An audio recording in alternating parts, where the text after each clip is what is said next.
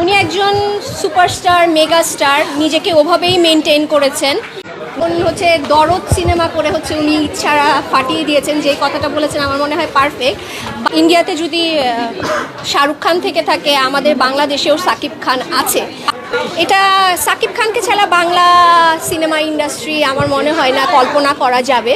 তো সেটাই তিনি মেনটেন করছেন। আমি বলবো যে উনি কিন্তু প্রতিটা ফিল্মে নিজেকে কিন্তু একটা নতুন রূপে নিয়ে আসে। হচ্ছে দরদ সিনেমা করে উনি ইচ্ছারা ফাটিয়ে দিয়েছেন, যে কথাটা বলেছেন আমার মনে হয় পারফেক্ট।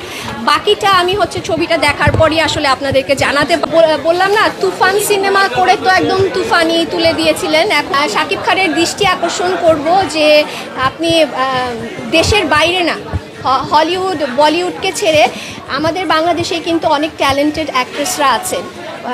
প্লিজ আপনি উনাদের সাথে কাজ করে আমাদেরকে বেস্ট কাজ উপহার দেন।